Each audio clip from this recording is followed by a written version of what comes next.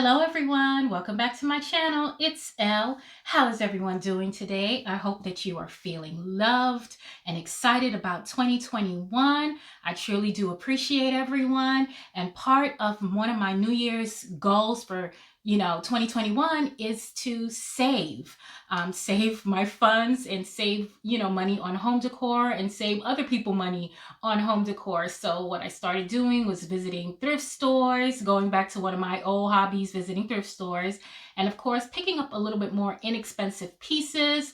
So yes, I just want to let you know that to be you when you are shopping for home decor, you do not have to follow trends, because trends make you spend a lot of money and you end up with a lot of pieces that you're not necessarily in love with because it wasn't really truly you. So when you are decorating your home, please make sure to do you.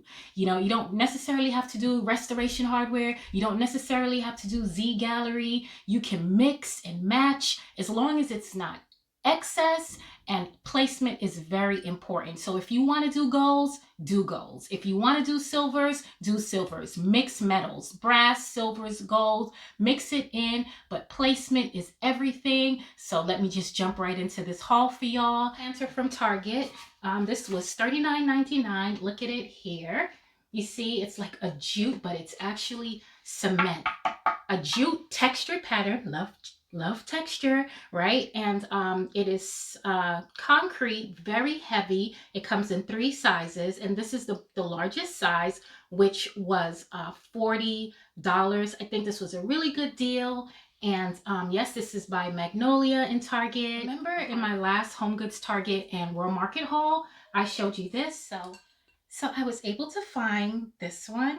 See, so really cool that I got 2 pieces, and this one was $15. I got it but for a little bit cheaper because I used that 5% off that I told you about. So yes, here it is. I got the matching set. So these are inexpensive. So then to the thrift store. Goodwill. I don't usually find great things at Goodwill in terms of housewares and decor pieces. I'm just not good at that with Goodwill, but I did manage to find this heavy piece here, and look at it. It's made in Mexico. It's really heavy, and I just went ahead and popped this into it.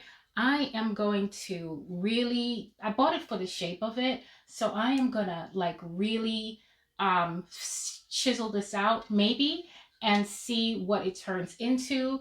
But if you saw this in restoration hardware, you'd be like, oh my goodness. But I only paid $3 for this, and I think this was a deal. So this was $3, this vessel here from Goodwill, and it's really heavy. I thought this was a good deal, and it's just a beige color. It really blends in with your earthy tones. See it here. See that pattern on it. Really, really like this. $3 at Goodwill. Then I also picked up these bookends. They are extremely heavy. So I'm going to have to do, in order to show you really well, I'm going to have to show you one at a time. So it is a concrete, very, very heavy. I paid $1 a piece. So $1.99 for this set. Look at the texture and the detail on here. And I got this from the Salvation Army. I'm putting the tour of Salvation Army, the furniture that's in there, and hidden treasures as well, just to give you guys something different on my channel, variety and for every budget. So yes, so these were again $1.99, really heavy pieces. I think those were a total score. I found this little urn for $1. Voila, $1. You paint this black or a creamish color, sand it down, do whatever you want with it. And I think it was a really good piece for $1. You have to get creative and do DIYs when you're on a budget and you're trying to save money. That was my last piece from this haul. I'll let you get in right into Target and you can see what Miss Studio McGee has and what Miss Joanna Gain has to offer in Target. And I threw in a little bit of inspirational pictures, just a little bit, to give you guys some inspiration. And again, remember to do what you want to do.